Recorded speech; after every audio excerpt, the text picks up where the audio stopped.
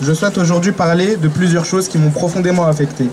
Premièrement, j'éprouve un grand sentiment d'incompréhension au regard de certains frères et sœurs qui se mobilisent contre nous dans le but de nous décrédibiliser ou de nous moquer.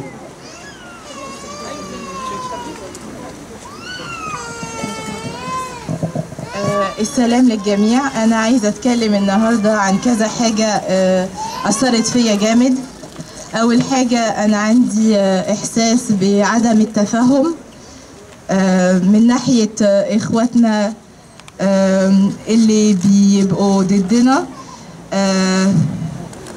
وعايزين يشوهوا صورتنا وبيتريقوا علينا. Nous n'avons jamais eu l'ambition de diviser notre Église ou de nous retourner contre celle-ci. Nul d'entre nous ne pourrait ne serait-ce que songer se rebeller contre notre Église mère. Nous regrettons aujourd'hui de voir que notre jeunesse copte parisienne est si peu fédérée.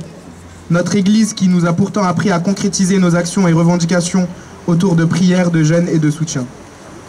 Nous demandons simplement et en toute humilité le retour de notre Père, Abouna Ephraim, qui est notre refuge lorsque le monde nous est trop dur à supporter.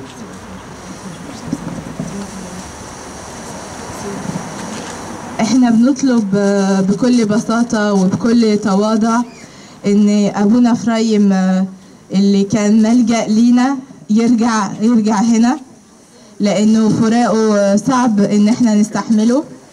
هو اب كان على طول موجود علشاننا، وده من واحنا صغيرين. هو اللي علمنا نحب المسيح وعلمنا المسيحية.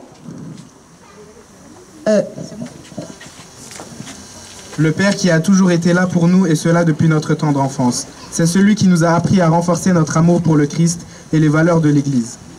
Prétendre qu'Abouna n'est qu'un moine retourné en paix dans son monastère est un raccourci bien trop simpliste que nous ne pouvons entendre. Bon nombre d'entre vous savent combien de fois Abouna s'est usé à répéter qu'il ne nous laissera jamais, que nous sommes ses enfants et surtout que jamais un départ anticipé de sa part sera fait sans prévention. Je suis surpris de voir combien d'entre vous, à qui Abouna a tendu la main et a été d'une écoute douce et attentive, refusent aujourd'hui d'entendre les mots qu'il a sortis de sa propre bouche. اللي بيقولوا ان ابونا راهب ورجع الدير بسلام في الدير بتاعه ده مش صحيح، لانه دي مش الحقيقه، واحنا ما نقدرش نسمع الكلام ده. وناس كتيره عارفين ابونا إفرايم كم مره ابونا إفرايم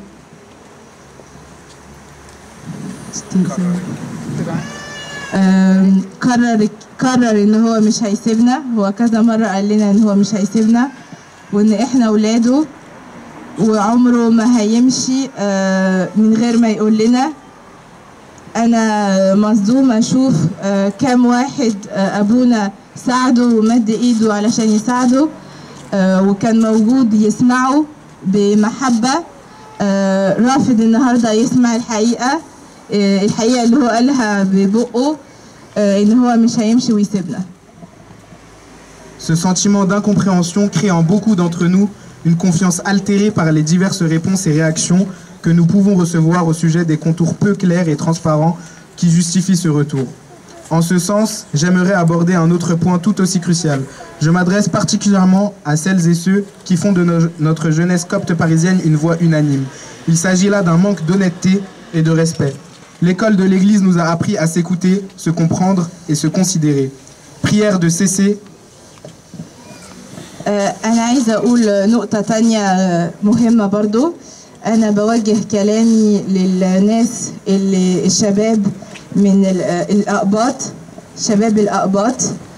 بقول لهم إنه اللي حصل ده مش صحيح وعدم احترام لينا، وإن الكنيسة علمتنا إن إحنا نسمع بعض، نفهم بعض ونقدر بعض.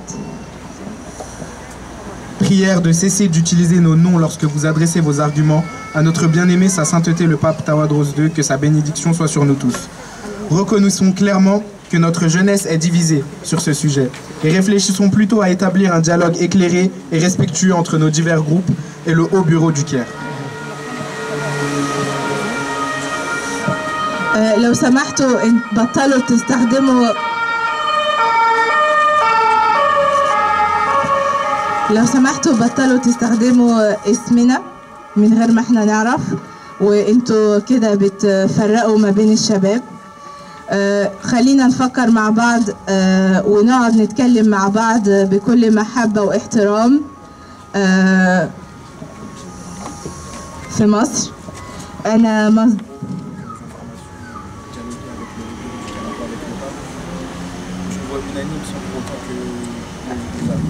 احنا عايزين نبقى صوت واحد اللي واصل مصر، مش عايزين يبقى فيه فروقات ما بين الشباب. انا مصدومة اشوف ان في ناس بتسمح لنفسها انها تشوه صورتنا من غير ما يقولوا هم مين،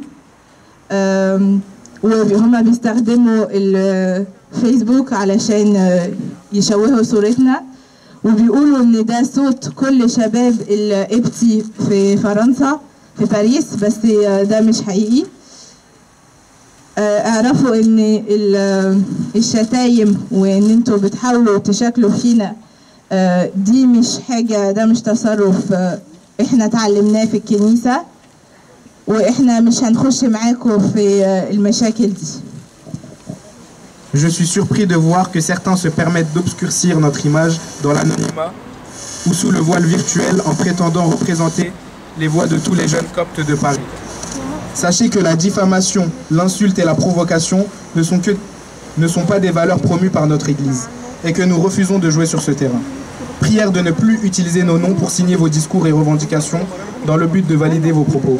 Ce sont en réalité ces actions qui promettent division et réticence parmi nous.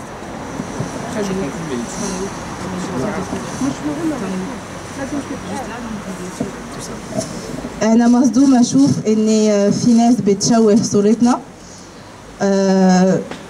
من غير ما يقولوا هم مين، وبيقولوا إن هم الأقباط الشباب اللي في باريس، وده مش حقيقي لأن إحنا ما كناش نعرف الجواب ده وإحنا شباب باريس. لو سمحتوا بلاش تستخدموا اسمنا علشان تقولوا كلام إحنا وتطلبوا حاجات إحنا ما نعرفهاش ومش موافقين عليها. التصرف ده اللي بيعمل التشدد في الكنيسة وده اللي بيعمل مشاكل ما بيننا، فلو سمحتوا بطلوا تستخدموا اسمنا من غير ما نعرف. Enfin, nous sommes convaincus que de telles actions frauduleuses et malhonnêtes ne porteront pas leurs fruits et que nous mènerons les actions nécessaires pour les contester lorsque celles-ci contiendront la moindre usurpation. Merci pour votre écoute et votre temps. احنا مقتنعين ان الاعمال الغير كويسة اللي بتتعمل واللي مش امينة مش هتجيب نتيجة، لان احنا هنعمل كل اللي نقدره علشان كل اللي نقدر نعمله عشان نقول ان ده مش صوتنا، واحنا مش هنسمح لكم ان انتوا تستخدموا اسمنا من غير ما احنا نبقى عارفين.